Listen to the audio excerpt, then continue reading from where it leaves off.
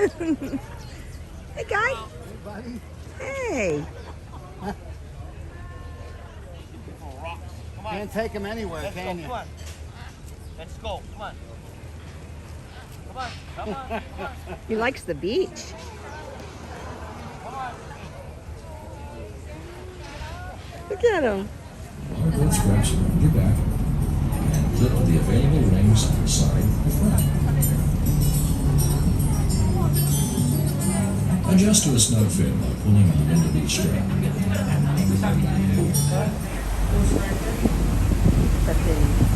There's a swimmer swimming just the whole ocean here. So we're yeah, today looks like it's a pretty small day. If anybody's looking to learn how to surf, today would be a great day. To actually teach them in Russian waters. It'd be great. The waves are nice and small. All surf schools and beach boys will guarantee you up your first lesson.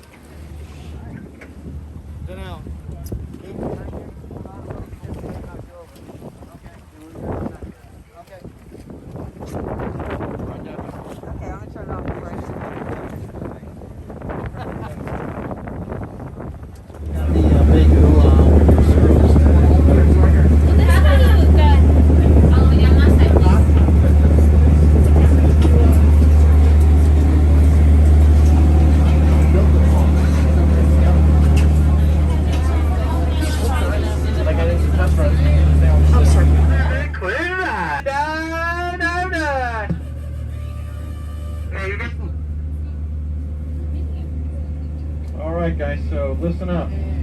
That obviously was our radio communications. They told us we can open our vents and begin the dive. Now the vents they referred to are actually located on top of air tanks, which is how we're going to get under. We release the air from the timefish, which are endemic to the islands.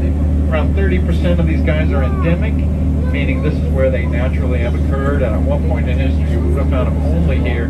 White-tip reef shark. You can actually see him moving his head and moving his gills. And see in the background, there's that big giant trevally, right? He's just waiting to hassle this shark.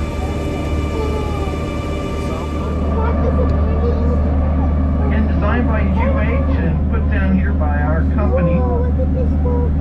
They've survived over 30 years of ocean swell stuff. You can see the ones on the starboard side are a little broken up. This will be our introduction to the dive site. See the school of blue striped snappers out here? They're kind of yellow with the blue stripes along their bodies.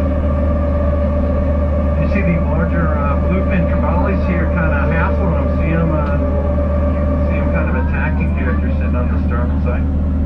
Bluefin trevally, although we got lots of sharks out here, bluefin trevally, the number one predator, or actually the giant trevally is what they are. They grow up to be much larger. The ones we saw were actually juvenile. See some pyramid butterflies over here, as well as looks like a, I believe it's a Moorish idol in the distance. It has a long pennant on its. Oh, there's a porcupine puffer, a pair of porcupine puffers. Now these guys are fascinating. You know, they inflate their bodies with seawater. They look like the spiky beach balls, big porcupines. They're actually one of the most deadly creatures on the planet Earth, guys. Inside their organs, a deadly toxin, about 100 times more deadly than cyanide poison. And believe it or not, even though it's got that attribute, it's still a delicacy in Japan where people pay big money for it. When we got these two aircraft, they were using them for parts, apparently. And so so they had no real use as airplanes anymore.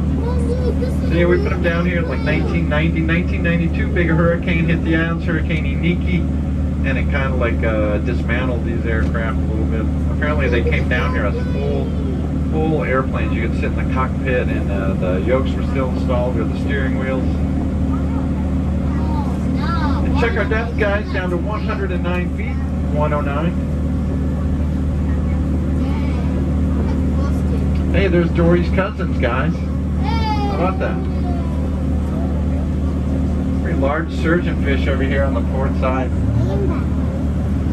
Dory's cousins, check out those razor sharp appendages, kids. See that? Right where the body meets the tail, these two little doodads on either side. Oh, look at that big beak. Sharp. Yep. Just like everything else, we'll make a U-turn so everybody gets to see it. But on the port side, starting out is the YO257. It's a former U.S. Navy yard oiler. Like I said, we'll put it on the port first, and then we'll turn around and put it on the starboard side so everybody gets to look at it. Whoa! This is so cool. Former U.S. Navy tanker. It was built in 1945, so it served in the Pacific Theater in the last year of World War II, and actually stayed in the Navy through the middle 1970s.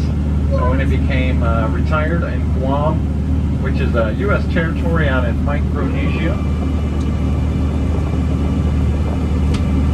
Now they mothballed it or just retired it back in the late 70s. Our company bought it in the mid 1980s, cleaned it up, and had it submerged here in like 1988.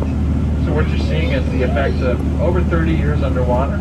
You can see the coral growth on the upper deck here, or the catwalk. Look at the secret base. Myriads of different reef fish, guys. Again, 30% of these guys endemic to the Hawaiian Islands. The other 70% came from somewhere else. That's where you get out.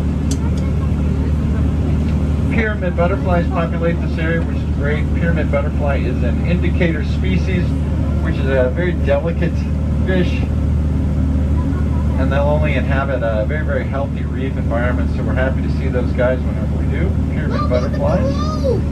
They're up a still Dale. What we do here is get a safe distance away from the ship, and then turn the submarine around. Down, and all the starfish have all congregated. There'll be a big pile, like 100 of them there or more, you know.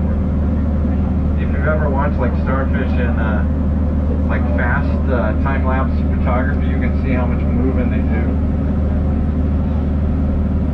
Keep your eye on the cracks, crevices, holes, small caves, and the Hawaiian language, lapukas. Keep your eye on the pukas for inhabitants of those small areas. We can see moray eels, crabs, lobsters, this type of thing. Look how clear. That is so neat. Look at that. Oh, look at the butterfly. Look at all this fish. What do you see? Oh yeah, that's one of those trevallies. That's the #1 predator around here. We do get sharks, but these trevallies, wow, look at that. The sea urchin? Yeah, so these giant trevallies over here, main predators. If you guys know anything about sharks, they don't have bones, right? They're cartilaginous. Cartilaginous? Is that right? I struggle with that word. That word and femininity, I have a hard time with. But anyway, I think I nailed it. Anyway, the sharks have no bones. They're made of cartilage, right? But these jacks are nothing but bone and muscle, right? And they've learned that they can actually attack the sharks by pounding them in the gills.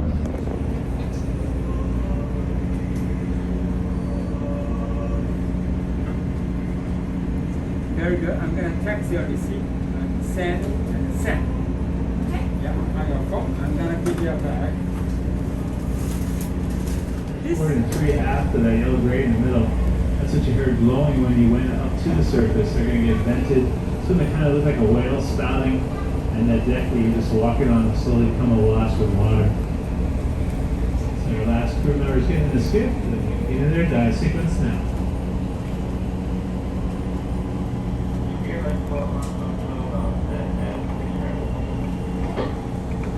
Dive 25.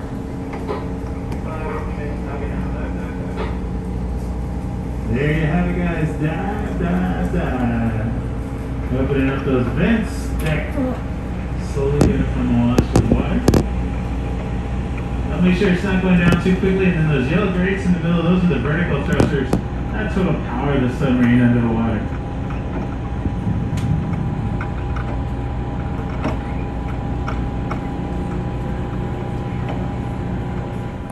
Alright, there goes yellow grates. And there goes the submarine.